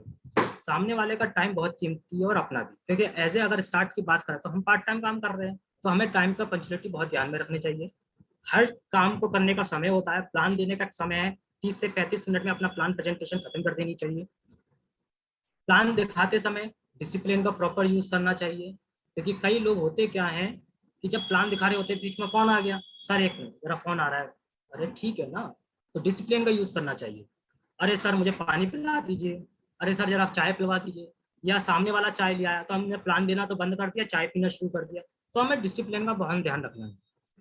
Last one, test money. जब प्लान हो जाए तो उसको अपनी टेस्टिमनी भी देनी चाहिए। जो मोस्टली लोग होते क्या हैं, जो अचीवमेंट होते हैं उसकी टेस्टिमनी नहीं देते कि इस बिजनेस से हमने कमाया क्या और कितना कमाया और क्या क्या पाया। लास्ट और सिर्फ प्रोडक्ट प्रमोशन। एक्चुअली साथियों, आपको अच्छी तरह पता है ये जो बिजनेस है ना प्रोडक्ट बेस पर है, और हमारे यहाँ के प्रोडक्ट इतने शानदार हैं जिसका शब्दों में बयान नहीं कर सकते। जो यूज कर रहा है ना उससे पूछिए कि हमारे यहाँ के प्रोडक्ट कितने शानदार है। मैं लाइव दिखा सकता हूँ अपने दांतों की हालत कि मेरे दांतों में कीड़ा लग गया था यहाँ पे। अगर मैं किसी डॉक्टर के जाता तो 100% 3-4 हज़ार रुपए लग जाते, लेकिन मैंने यहाँ का यहाँ पेस्ट यूज किया और 2 टाइम यूज किया, सुबह और शाम। बहुत शानदार है। अगर आप मेरे बालों को देखेंगे, 4 दिन का ऑयल लगा हुआ है मेरे बालों में, लेकिन 4 दिन के बाद एक नॉर्मल ऑयल लगा के देख लीजिए, बाल बिल्कुल रफ, कड़क, रूखे रूखे हो जाएंगे। लेकिन अपने यहाँ का जो हेयर ऑयल है बहुत शानदार हेयर ऑयल है। और मैं बात करूँ जो वो शीशी है ना, करीब 1.5-2 महीने से चल रही है। लोगों को कॉस्टली लगता है लेकिन वो इतना शानदार ऑयल है कि वो फैलता इतना है, मतलब इतना लाइट है कि वो बहुत शानदार है, शाइनिंग बहुत शानदार। तो अपना प्रोडक्ट डेमो जरूर देना चाहिए, प्लान दिखाते समय जरूर देना चाहिए। और हो सकता है वो सेल नया दे, और मोस्टली प्लान पे सेल नहीं आती है, तो अपना वहाँ प्रोडक्ट रख के आना चाहिए, चाहे पेस्ट रख के आओ, चाहे फेस वॉश रख के आओ, चाहे ऑयल रख के आओ, लेकिन रख के जरूर आना चाहिए। उससे होता क्या है, जब उसको पीछे से यूज करता है ना साथियों, तो उसको विश्वास बढ़ता है कि हाँ यार प्रोडक्ट तो बहुत शानदार है। अब अच्छा कई लोग सोचते भी हैं यार उसका टेस्ट इतना शानदार है, तो सोचो कंपनी कंपनी कितनी शानदार होगी, क्योंकि 21 साल से जो काम कर रही है तो कहीं ना कहीं तो कुछ शानदार होगा, तभी तो काम कर रही है। तो हमें ये सब चीज प्लान के समय ध्यान रखनी चाहिए। फॉलो, ये कह सकते हो रीढ़ की हड्डी, क्या कह सकता है ही रीढ़ की हड्डी। क्योंकि प्लान पे तो सेल ना के बराबर आती है, गिने चुने बिरले ही होते हैं जो प्लान के समय सेल दे देते हैं। ऐसा नहीं है कि मेरी टीम में नहीं आए, मेरी टीम में कई लोग हैं जो एट द टाइम पे ही उन्होंने प्लान के समय चेक दे दिया और काम स्टार्ट कर दिया। लेकिन फॉलोअप होना चाहिए। फॉलोअप अगर वेन्यू में जा रहे हो तो राउंड द सर्किल होता है, क्लोजिंग करनी चाहिए। अच्छा, फॉलोअप का मतलब ये नहीं है कि बातें करते जा रहे हैं करते जा रहे हैं करते जा रहे हैं। उससे पूछिए सर आपको हमारा प्लान पसंद आया या प्रोडक्ट पसंद आया, तो वो कहेगा प्रोडक्ट पसंद है। चलिए सर बहुत बढ़िया, तो सर बताइए सर कौन सा प्रोडक्ट खरीदेंगे आप। क्लोजिंग क्वेश्चन करने चाहिए उससे, उससे पूछना चाहिए सर बताइए कौन सा पैकेज खरीदेंगे आप, 10,000 वाला या 12,000 वाला। तो वो बताएगा नहीं सर प्रोडक्ट महंगे हैं। अच्छा सर प्रोडक्ट महंगे हैं, उसके क्वेश्चन को सेटिस्फेक्शन करो, सर प्रोडक्ट महंगे कैसे हैं सर। उसका जवाब दोगे, फिर वो नेक्स्ट क्वेश्चन कर देगा मेरा समय नहीं है, तो फिर उससे उसको सेटिस्फाई करो, फिर क्लोजिंग क्वेश्चन, ठीक है सर आप तो समय की प्रॉब्लम सॉल्व हो गई।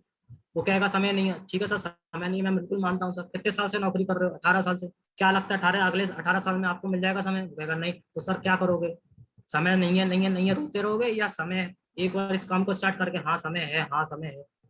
तो इस तरह के क्लोजिंग क्वेश्चन हमें करने चाहिए।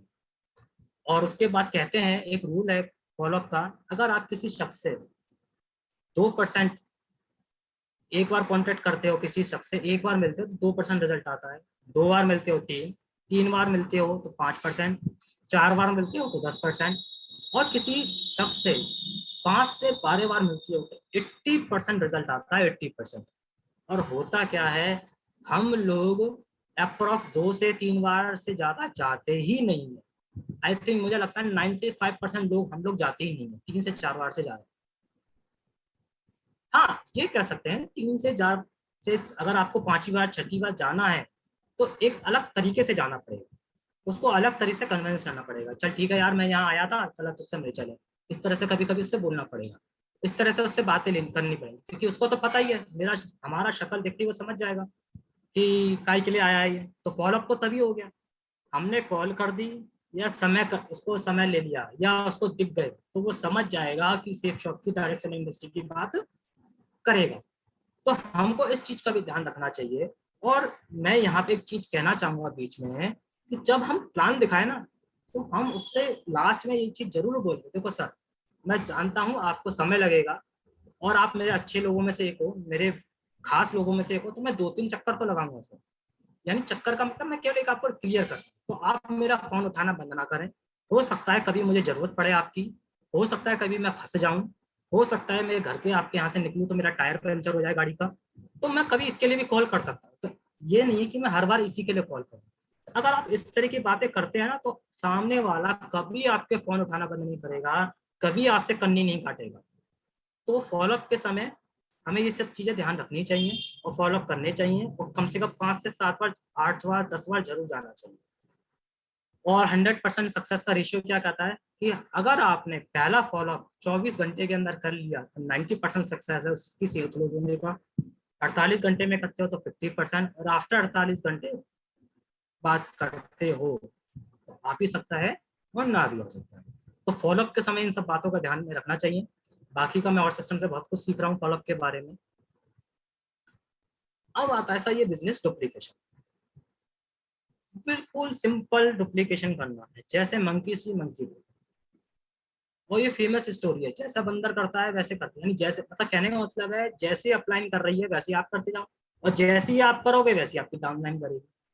लेकिन मैं डुप्लीकेशन पे एक बात बोलना चाहूंगा, मुझे ये समझ में नहीं आती कि हम लोग ये कैसे भूल जाते हैं कि आज से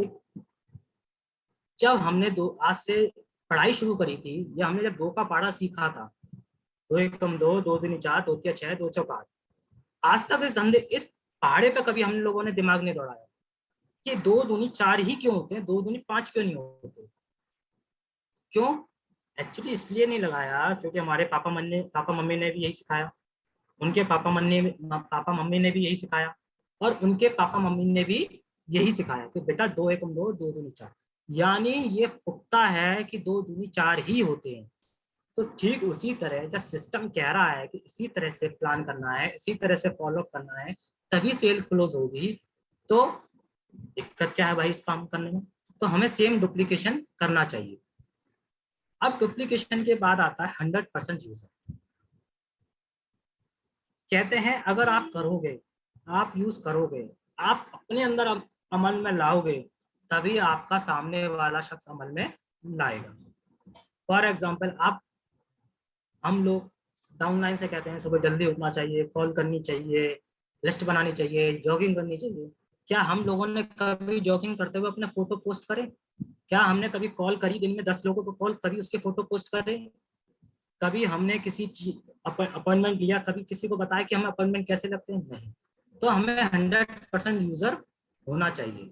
अगर हम सिस्टम की बात करें, तो सिस्टम जो टूल रखता हो वो हमें रखना चाहिए। प्रगति पर हमें प्रमोट करनी चाहिए, ऑडियो वीडियो प्रमोट करनी चाहिए, फोल्डर प्रमोट करने चाहिए। लेकिन होता क्या है, हम लोग प्रमोट नहीं करते। क्यों? क्योंकि हम खुद यूज नहीं करते। तो साथियों, हमको सबसे पहले 100% यूजर बनना चाहिए, चाहे वो टूल्स के रिगार्डिंग हो। हमें डेली अपनी आईडी या हफ्ते में 3-4 बार अपनी आईडी खोलनी चाहिए, अपना हिसाब किताब रखना चाहिए, अपनी टीम का भी हिसाब किताब रखना चाहिए, अपनी टीम के प्रति अकाउंटेबिलिटी करनी चाहिए कि टीम क्या कर रही है, कैसे कर रही है। अपने प्रति भी अकाउंटेबिलिटी रखनी चाहिए कि हम लोग किस लेवल पे होकर क्या काम कर रहे हैं। 100% यूज होना चाहिए ग्रुप मीटिंग को, जो करता भी हो, करवाता भी हो। कोड ट्रेनिंग, कहते हैं अगर कमाना है मोर तो बनना पड़ेगा कोर। तो कोर ट्रेनिंग नहीं होती है। क्यों नहीं होती है? क्योंकि हम जिम्मेदारी नहीं लेते हैं। तो कोर ट्रेनिंग होनी चाहिए, करवानी चाहिए। टीम को प्रमोशनल ट्रेनिंग करवानी चाहिए, फील्ड में परफॉर्मर बनाने चाहिए। एक चीज और है, अब ये सब काम हो रहे हैं नहीं हो रहे, पता कैसे चलेगा? एक ट्रैक शीट आती है सिस्टम के द्वारा की गई, जो हमें भरनी चाहिए और लोगों से भरवानी चाहिए, यानी लोगों का मतलब अपनी टीम से। और उसको 1 दिन 2 दिन में चेक करना चाहिए। रोज चेक करोगे तो हो सकता है सामने वाला इरिटेट हो जाए, अरे ये तो बॉस की तरह काम कर रहे हैं हमारी अप्लाई, रोज चेक करते हैं, रोज फोन पूछते हैं। तो इनको ये फील नहीं होना चाहिए कि हम लोग उनकी ट्रैकिंग कर रहे हैं, यानी उनके ऊपर नजर रख रहे हैं। प्यार प्यार से उनकी ट्रैकिंग करनी चाहिए। हाँ भाई, क्या हुआ आज, कैसे हुआ?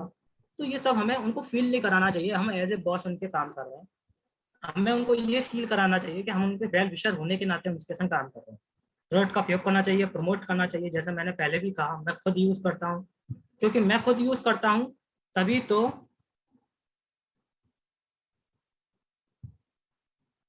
तभी तो हमें पता चलेगा। ओ सॉरी, तभी तो हम आगे प्रमोट कर पाएंगे। अगर मैं बात करूँ तो मैं पेस्ट बहुत बेचता हूँ, और अभी मैंने रिसेंटली ऑयल पे और फेस वॉश पे भी काम शुरू कर दिया है। नोनी भी और पेस्ट तो हम ऑलरेडी सब मोस्टली सब बेचते ही हैं। तो अब आती है डिलीवरी। हो सकता है कई लोग आपसे बोलते हो कि सब फ्लिपकार्ट में तो 4-4 5-5 दिन लग जाते हैं, होम शॉपिंग पे 5-5 दिन, अमेजन पे 7-7 दिन में डिलीवरी देता है। तो सर आप बताइए साथियों, क्या हमारी सेफ शॉप इतनी स्लो काम करती है? नहीं सर। मुझे अच्छी तरह याद है, अभी रिसेंटली मैंने एक सेल भेजी थी। 2 बजे के बाद भेजोगे तो बेशक 2 दिन या ढाई दिन लग जाते हैं। अगर 2 बजे से पहले भेज दोगे तो विदिन 2 से 3 डेज में आपकी डिलीवरी आपके घर पर होगी। तो सेफ शॉप की बेहतरीन प्रोडक्ट डिलीवरी है हमारे यहाँ, बहुत अच्छा सिस्टम है।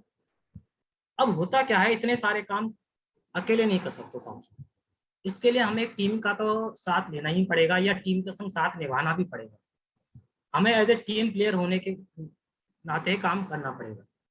टीम की बात करें तो हमें कभी भी क्रॉस लाइन नहीं करनी। क्रॉस लाइन बोले तो किसी अदर की टीम में जाके काम नहीं करना। कई बार ऐसा होगा दिशा में, डायमंडशिप के फंक्शन में कोई अनजान लोग आते हैं, अरे यार ये आया है, शिट यार इसको मैं वहां पा, चलो कोई बात नहीं, अब आया है ना, दिशा खत्म हो दो, या दिशा दिशा में इसको बीच बीच में मैं अपनी ओर। अरे काय को सर, अगर आपका था तो आपको पहले याद क्यों नहीं आया? अब इस बात को ध्यान में रखने के लिए मैं लिस्ट पे ले जाऊंगा। इसलिए लिस्ट जरूरी है। आपसे अपलाइन सिस्टम यही तो कहता है, आप लिस्ट बना डालिए, जो आपके दिमाग में आ रहे हो, आपके जो फोन में आ रहे हो, सारे नाम लिख डालो। क्योंकि कहीं आपको जब बाद में वो शख्स मिले तो आपको ये नहीं कहना पड़े, अरे काश मैं इसको प्लान दिखा दिया होता तो मेरी सेल आ चुकी होती। तो हमें कभी क्रॉस लाइन नहीं करनी है। अब क्योंकि साथियों ये नया काम है, तो हमें अपनी समय समय पर काउंसलिंग करानी भी जरूरी है। क्योंकि होता क्या है इस बिजनेस में, वो सिखाता तो है नहीं, कोई स्पेशल ट्रेनिंग लेके तो आई नहीं है, काम करते हैं और सीखते हैं। तो लेकिन यहाँ पे हम पे गाइडलाइन कौन रखता है? हमारी अपलाइन, हमारी एक्टिव अपलाइन, हमारे मेंटर। तो हम गलत कर रहे हैं या सही कर रहे हैं, या हमें इसमें कैसे बदलाव करना चाहिए, काम को कैसे तेजी से कर सकते हैं, इसके लिए हमें अपनी एक्टिव अपलाइन से समय समय पर महीने 1.5 महीने में काउंसलिंग जरूर करानी चाहिए, बातचीत करनी चाहिए कि गुरुजी कहाँ गलती हो रही है, और इस काम को मैं और कितनी अच्छी तरीके से कर सकता हूँ। तीसरा पॉइंट, एडिफिकेशन। साथियों ये बहुत जरूरी है, मैंने इसका महत्व भली भांति समझा है। होता क्या है, हम जब प्लान करने किसी अपलाइन को ले जाते हैं तो दो चीज हो गई, जिसका प्लान करवा रहे हैं या तो वो बहुत बड़ा शख्स होगा या अपलाइन बहुत बड़ी शख्स होगा। तो एडिफिकेशन इज कंपलसरी। अगर सामने वाला जिसको हम प्लान दिखा रहे हैं वो एक बहुत बड़ी शख्स है या अच्छी वैल्यू वाला है, तो वो हमारी अपलाइन की बात तभी सुनेगा जब उसका हम एक अच्छा शानदार एडिफिकेशन करेंगे, तभी वो हमारे प्लान पे अटेंशन देगा। अदरवाइज वो अटेंशन देगा ही नहीं। क्यों? कहीं ना कहीं उसको ये लगेगा, अरे यार ये तो 10,000 रुपये कमाने वाला इंसान आज मुझे 70,000 रुपये वाले को प्लान दिखाने आया है, मैं ऑलरेडी लाखों करोड़ों का बिजनेस कर रहा हूँ, ये मुझे क्या प्लान दिखाएगा। लेकिन एडिफिकेशन इतना सच्चा, ईमानदार, लेकिन इतना शानदार होना चाहिए, प्रेजेंटेशन इतनी शानदार होनी चाहिए कि बस पूछे। फॉर एग्जाम्पल के लिए मैं बोल सकता हूँ, कैसे? अरे यार एक क्या बताऊं सौरभ यार, एक शख्स मिले हैं, या ये कह सकते हो उम्र में तो मुझसे 8 साल छोटे हैं, लेकिन अगर आप बात करो तो आज 2,500 लोगों को लीड कर रहे हैं। वो उम्र में 8 साल छोटे हैं, पढ़ाई लिखाई कहूँ कम जरूर है, लेकिन 2,500 लोगों को उन्होंने लीड किया है। तो पढ़ाई लिखाई उनकी आज मुझसे भी ज्यादा हो गई है। आज उनके संग काम करने को लोग तरसते हैं, उनकी बातें सुनने को लोग तरसते हैं, उनके संग समय लेने को तरसते हैं। ऐसी बातें जब किसी अपने प्लान जिसको दिखा रहे हो उससे बात करते हो ना, तो सामने वाला सीरियस होता है और आपकी अपलाइन की बात को सुनता है, समझता है और आपको अटेंशन देता है। तो एडिफिकेशन एक बहुत अच्छा होना चाहिए और इतना शानदार होना चाहिए कि वो सुना है हमें। Last one, single mind approach. हमें एक सिंगल माइंड अप्रोच के साथ काम करना चाहिए। इसके बारे में सिंपल यही चीज कहूंगा कि एक सिंगल माइंड मतलब ऐसा नहीं है कि हम जहाँ प्लान दिखाने जा रहे हैं वहां से कुछ और बात कर रहे हैं। अगर प्लान दिखाने जा रहे हैं तो प्लान की ही बात करें, इधर उधर की बात ना करें, कि उससे होता क्या है कि माइंड डिस्टर्ब हो जाता है। तो सिंगल माइंड अप्रोच की बात करें, और लिखा भी गया है, टुगेदर एवरीवन अचीवर मोर। अगर हम सब साथ मिलकर काम करेंगे तो वो मुकाम हासिल हो सकता है तो एक इंसान कभी जिंदगी में सपना भी बहुत ही मुश्किल से देखता है, और देखता है तो पूरा कर पाता है। लेकिन एक टीम की बदौलत एक बड़ा काम कर सकते हैं। अब ये जो सारे स्टेप बताए गए थे, ये टीम बनना और बनाने का। अब टीम को टिकाना कैसे है, उसके लिए 3 स्टेप है। Tape, book, function. टेप का मतलब ऑडियो वीडियो, बुक्स का मतलब किताब। किताबों के बारे में मैं साथियों एक ही बात कहूंगा, सफलता जो है ना वो किताबों से ही होकर गुजरेगी और कोई तरीका ही नहीं। जब तक हम किताबें नहीं पढ़ेंगे हमें सफलता नहीं मिल सकती। अगर हम अपनी परंपरागत काम में आ जाएं तो किताबें पढ़ के ही तो पहुंचे हैं यहाँ तो, चाहे डॉक्टर हो, चाहे सीए हो, चाहे एक नॉर्मल इंसान हो। हमने छोटा बड़ा सीखा तो कहाँ से सीखा? किताबों से सीखा। गिनती सीखी तो कहाँ से सीखी? किताबों से सीखी। तो ये वो किताबें हैं जो आज हमें डायरेक्ट सेलिंग इंडस्ट्री में एक अच्छे मुकाम पर ले जाएंगे। जैसे प्रगति पथ। प्रगति पथ हमारे सिस्टम की भागवत गीता कह सकते हो, रामायण कह सकते हो, कुरान कह सकते हो। मात्र 250 रुपए की किताब हमें लाखों करोड़ रुपए दिला सकती है। लेकिन होता क्या है, हम इसी किताब को नहीं पढ़ते हैं ना पढ़वाते हैं। तो हमें प्रगति पथ तो पढ़नी ही पढ़नी है, लेकिन समय समय पर सिस्टम हमें कुछ किताबें प्रमोट करता है, रिकमेंड करता है, जैसे जीतो हार, जोड़ो जीतो, कितना सच कितना झूठ और सवाल ही जवाब। ये बेसिक किताबें हैं जो एक फ्रेशर लेवल पे, ब्रॉन्ज लेवल पे, यहाँ तक कि सिल्वर लेवल पे भी इन किताबों को रट लेना चाहिए। बाकी के लेवल के अकॉर्डिंग किताबें चेंज होती रहती हैं। तो किताबों से तो हमें पढ़ना पड़ेगा, बिना किताबों के आपको सफलता नहीं मिल सकती। चाहे आप कितने भी ऑडियो वीडियो सुन लो, किताबें तो पढ़ना ही पड़ेगा। तो ये किताबें हैं, ये हमें विश्वास दिलाती हैं। बाइक। और लास्ट वन है क्विक सिल्वर एक्सप्रेस, क्यूएसई। क्यूएसई का सम्मान, अगर आपको एक बड़ा काम करना है तो क्यूएसई आप सब जानते हैं कि 7 दिन में जो क्यूएसई देता है, यानी क्यूएसई का मतलब 3 सेल देता है उसको क्यूएसई, जो 6 सेल देता है वो सुपर क्यूएसई। तो ये काम करने का एक अच्छा और बेस्ट तरीका है। तो साथियों ये बहुत शानदार वो थी ट्रेनिंग जो मुझे मिली और मैंने आप लोगों को प्रोवाइड कराई। ये सब महागुरुओं की बदौलत है जिसको मैं दे पाया हूँ। तो विश्व थैंक यू सो मच, आप लोगों ने मुझे पेशेंसली सुना, और महागुरु जी का बहुत बहुत आशीर्वाद कि आप लोगों ने मुझे इस काबिल बनाया महागुरु कि मैं आज इस शानदार और बेहतरीन ट्रेनिंग को दे पाया। बहुत बहुत शुक्रिया साथियों। बहुत बढ़िया, शानदार, दमदार, मजा आ गया। मैं तो बहुत मोटिवेटेड फील कर रहा हूँ। और आज मुझे लगा है किसी पढ़े लिखे ने एक स्टेप दी है इतनी, और इतनी गहराई के साथ में आपने पॉइंट्स को जिस तरीके से जो हम प्रैक्टिकल करते हैं और बहुत सारी गलतियां जो लोग करते हैं वो सारी पकड़ी है आपने और उनको बताने का काम किया है। ये बहुत बड़ा एक काम है, क्योंकि ट्रेनिंग कोई भी देता है तो कई बार हम जो है प्रैक्टिकल बातों को ऐड नहीं कर पाते हैं और उन बातों को फोकस नहीं कर पाते हैं जिन बातों से लोगों का भला हो सकता है। लेकिन आज की ट्रेनिंग वाकई में ऐसी रही है कि अगर लोगों को समझ में भी आया होगा, तो देखो मैंने किसी को बोला भी नहीं है, उससे पहले ही हैंड रेस शुरू कर दिया। लोग बोलना चाहते हैं, ये होती है एक अच्छी ट्रेनिंग की पहचान, कि जब व्यक्ति के अंदर से इंस्पिरेशन आ जाती है कि नहीं आपको इस ट्रेनिंग के बारे में कुछ कहना है, तो यही बात है। तो बहुत ही जोरदार तालियां रितेश अग्रवाल जी के लिए, और आज बहुत ही शानदार ट्रेनिंग आपने दी है। मैं किसी भी पॉइंट की अगर बात करूं, हर पॉइंट को आपने इस तरीके से एलोरेट किया है कि किसी भी नए व्यक्ति को अगर ये ट्रेनिंग सुनाई जाए तो मैं ऐसा बोल सकता हूं कि वो कामयाबी जरूर हासिल करेगा अगर उसको पालन कर लेगा तो।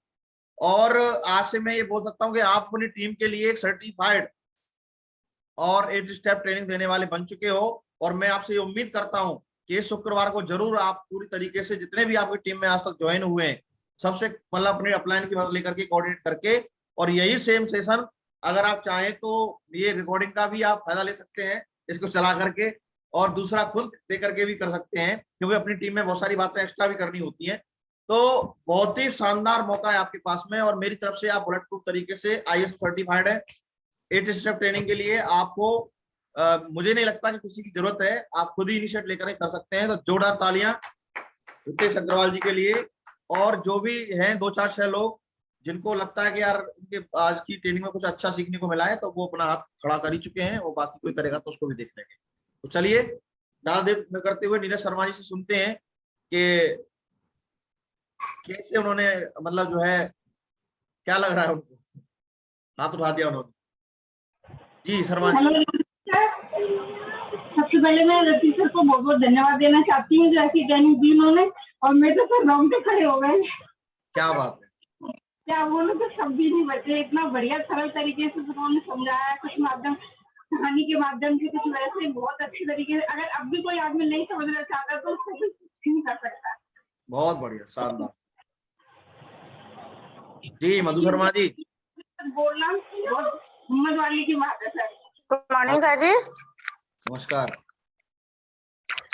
सर जी, आज मुझे बहुत अच्छा लगा, जैसे लगा कि जैसे बचपन में हमें हमारे परिवार वाले सिखाते थे, हर एक कहानी इस तरीका से सिखाते थे कि बिल्कुल एक हमारे माइंड में एकदम से उतर जाती है, और वो हमें आज तक याद है। जैसे उन्होंने शुरू में कबूतर वाली कहानी सुनाई, वो एकदम से हमें याद आई। वो सच है कि एकता में बहुत बड़ी शक्ति होती है सर जी। उसी के ऊपर एक लकड़ी वाली भी सुनाते थे हमारे परिवार वाले, जैसे एक लकड़ी को हर कोई तोड़ लेता है, वही लकड़ी का गट्ठा रख दिया जाए तो उसको कोई भी नहीं तोड़ सकता। तो वो सही है, बिल्कुल एकता में बहुत बड़ी शक्ति होती है। और जैसे उन्होंने वो शेर वाली बात बताई थी, तो वो भी सही है कि बोलने में बहुत बड़ी शक्ति होती है। बोलने से इंसान बहुत कुछ कर सकता है, जैसा बोलेगा अंदर उसके विचार आएंगे वैसा ही बोलेगा, और वो जैसा बोलेगा वैसा ही करेगा। ये मुझे सारी बातें बहुत अच्छी लगी, कुछ ज्यादा, इसलिए मैं उनको बहुत बहुत धन्यवाद दूंगी सर जी, कुछ ज्यादा ही, क्योंकि वैसे समझाने से नहीं आता, ऐसे कहानियों द्वारा हर इंसान की समझ में एकदम से बिल्कुल सही आ जाता है। बहुत बढ़िया, शानदार। इनके अपलाइन है चेतन शर्मा जी, जिन्होंने इनको ज्वाइन कराया था, कोल्ड लिस्ट पे ज्वाइन कराया था, बोल रहे थे रितेश जी। तो उस कोल्ड लिस्ट पे ज्वाइन कराने के महारथी को सुन लेते हैं। आज पर कोल्ड लिस्ट पे कम काम कर रहे हैं, वो कोल्ड लिस्ट पे थोड़ा कम ध्यान दे रहे हैं। तो चेतन शर्मा जी क्या कहना चाह रहे हैं? गुरुजी नमस्कार। नमस्कार। और मेरे सभी साथियों को नमस्कार जो इस शानदार टीम का हिस्सा है। सर, जैसा रितेश जी की कहता हूँ, बात करें तो बहुत ही डायमंड की पर्सनैलिटी है, वो शुरू से ही बिल्कुल एक्टिव रहे, और आज उन्होंने ट्रेनिंग दी है, बहुत ही शानदार सेशन रहा है ये। और मैं भी अंदर से बहुत खुशी महसूस कर रहा हूँ कि अब जो आगे जो काम बढ़ेगा वो भी बहुत शानदार बढ़ेगा सर, और साथ मिलके सर के साथ काम करेंगे। और सर ने जो 8 स्टेप की ट्रेनिंग दी है वो भी बहुत शानदार दी है सर। कभी कभी क्या होता है कि अपलाइन होता है वो भी धीरे चल रहा होता है, मगर जो टीम में ज्वाइन होता है उसकी वजह से और तेज स्पीड अपलाइन की भी हो जाती है सर। तो ऐसा रहेगा सर, और इस स्पीड को तेजी से बढ़ाएंगे सर। बहुत बढ़िया, बहुत बढ़िया। जय हो सर। जय हो, जय हो। इनके एक और अपलाइन है जिनकी गाइडेंस पर रह के काम कर रहे हैं, और मिस्टर पीयूष कुमार जी, एक बार जोड़ा तालियां हो जाएं पीयूष कुमार जी के लिए। जय हो सर, नमस्कार। नमस्कार। सबसे पहले तो बहुत बहुत धन्यवाद गुरुजी आपका कि आपने ब्रेक टीम लीडर को मौका दिया आज के सेशन के लिए। और मैं कॉन्ग्रेचुलेट करना चाहूंगा रितेश जी को, क्योंकि आप लोगों के माध्यम से एक बात सुनी सर, घी में ताकत होती है लेकिन इतनी ताकत होती है पता नहीं था, जी है ना। ये तो पता था रितेश जी क्वालिफाइड हैं, अच्छा कर सकते हैं, लेकिन इतनी अच्छी ट्रेनिंग पहली बार देंगे ऐसा उम्मीद नहीं थी, क्योंकि पहला सेशन है रितेश जी का पर्सनली किसी भी समय पे कि उन्होंने ऐसा ट्रेनिंग दिया है, चाहे वो जूम पे हो चाहे वो फिजिकल हो। लेकिन उनकी बातें सुनने के बाद में, उनके एग्जाम्पल सुनने के बाद में ऐसा लग ही नहीं रहा कि वो पहला सेशन है, ये तो ऐसा लगा पहले क्वालिफाइड ये ट्रेनर है ना। और मतलब मुझे पूरा दिख रहा है कि आने वाले समय में इनकी एक बहुत अच्छी लीडरशिप निकल के आने वाली है गुरुजी, बहुत अच्छी टीम को लीड करने वाले हैं। और पूरा ऊपर वाले से मैं कामना करूंगा कि इनके उज्जवल भविष्य अच्छा रखे और अच्छे टीम लीडर दे और अच्छी ग्रोथ इनको दे। तो मुबारक हो रितेश सर, आपको बहुत अच्छा सेशन रहा, बहुत अच्छी बात है आपने दी। और सबसे बड़ी बात है कि जितने भी एग्जाम्पल थे बिल्कुल हटके थे, है ना। रोज डेली जो हम मीटिंग में सुनते हैं उससे हटके एग्जाम्पल दिए आपने, तो बहुत बहुत मुबारक हो। Thank you sir. जी, इनके एक और अपलाइन है योगेश कुमार जी। देखिए, जय जब हो, कोई नमस्कार। व्यक्ति अगर ट्रेनिंग देता तो कितनी खुशी होती। सारे अपलाइन बोल रहे हैं आज तक, सबकी बोलती चालू हो गई। बहुत बढ़िया, ग्रेट। जी जी बिल्कुल गुरुजी, वाकई में ये कहीं ना कहीं एक सौभाग्य का दिन होता है कि जिस डाउनलाइन के साथ हम काम करते हैं और उससे जब ऐसा हमें परफॉर्मेंस मिलती है तो एक दिल गदगद होता है गुरुजी। और वाकई में रितेश जी ने आज इतना बेस्ट ट्रेनिंग दी है कि क्या बताएं गुरुजी। एक जो उम्मीद थी कि हाँ इतना हो सकता है, उससे बेस्ट दिया है। जैसे सर ने बताया कि हर स्टोरी पे एक नया एग्जाम्पल दिया उन्होंने। और एक चीज मुझे आज सीखने को मिली सर से, रितेश जी से, कि कोई भी काम बिना तैयारी के नहीं करते ये। और आज बहुत अच्छी तैयारी के साथ इन्होंने ट्रेनिंग दी है गुरुजी। तो तैयारी जब करते हैं तो अच्छा रिजल्ट मिलता है। तो बहुत कुछ सीखने को मिला है, बस इम्प्लीमेंट करेंगे। और प्रॉमिस है गुरुजी, इस टीम को एक दिन बहुत बड़ा लेके जाएंगे रितेश जी की और हम सब मिल करके। बस गुरुजी अब अप्लाई करने वाली बात है और बहुत शानदार अप्लाई करेंगे। Thank you sir. बहुत बढ़िया, शानदार। अभी इस मीटिंग में ओम प्रकाश जी भी हैं, तो मैं चाहूंगा अगर ओम प्रकाश जी मीटिंग में हैं, क्योंकि मुझे ज्वाइन दिख रहे हैं, तो वैसे तो वो ट्रेवल में है, अगर पॉसिबल है तो कुछ दो शब्द बोले सर। ओम प्रकाश जी सुन पा रहे हैं मेरे को?